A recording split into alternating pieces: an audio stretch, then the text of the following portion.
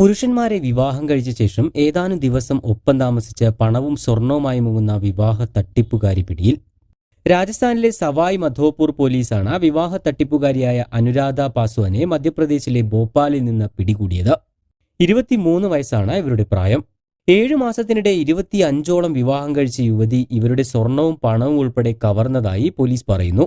സവായ് മധോപൂർ സ്വദേശിയായ വിഷ്ണു ശർമ്മ എന്നയാളാണ് അനുരാധയ്ക്കെതിരെ മെയ് 3-ാം തീയതി പോലീസിൽ പരാതി നൽകിയത്.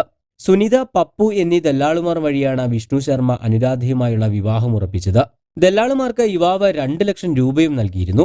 ഏപ്രിൽ 20-നായിരുന്നു അനുരാധയുമായുള്ള വിവാഹം നടന്നത്.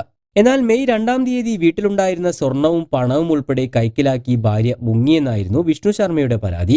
തുടർന്ന് പോലീസ് നടത്തിയ അന്വേഷണത്തിലാണ് ഭോപ്പാലിൽ നിന്ന് യുവതിയെ അറസ്റ്റ് ചെയ്യുന്നത്. ഭോപ്പാൽ കേന്ദ്രീകരിച്ച് പ്രവർത്തിക്കുന്ന വൻ വിവാഹ തട്ടിപ്പ് റാക്കറ്റിലെ കണ്ണിയാണ് അനുരാധയെന്നാണ് പോലീസ് നൽകുന്ന വിവരം. നേരത്തെ ഉത്തർപ്രദേശിലെ ആശുപത്രിയിൽ ജീവനക്കാരിയായിരുന്നു അനുരാധ. ദാമ്പത്യ പ്രശ്നങ്ങളെ തുടർന്ന് യുവതി ഭർത്താവുമായി വേർപിരിഞ്ഞു. തുടർന്ന് ഭോപ്പാലിലേക്ക് താമസം മാറി.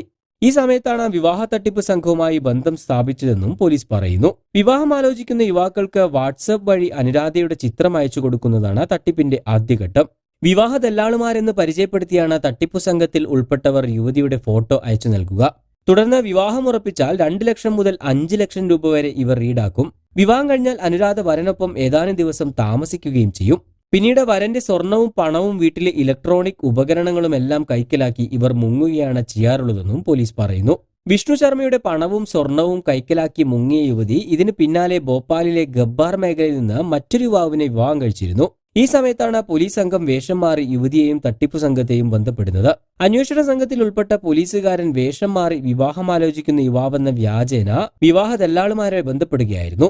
ഇവർ മുഖേന അന്വേഷണ സംഘം യുവതിയെ കണ്ടെത്തുകയും പിടികൂടുകയുമായിരുന്നു. തട്ടിപ്പു സംഘത്തിൽ ഉൾപ്പെട്ട മറ്റു 4 പേരെയും പോലീസ് തിരിച്ചറിഞ്ഞിട്ടുണ്ട്. ഇവരും ഉടൻ വലയിലാകുമെന്നാണ് പോലീസ് പറയുന്നത്. കൂടുതൽ വാർത്തകൾക്കും വിശേഷങ്ങൾക്കുമായി ചാനൽ സബ്സ്ക്രൈബ് ചെയ്യാൻ മറക്കരുത്.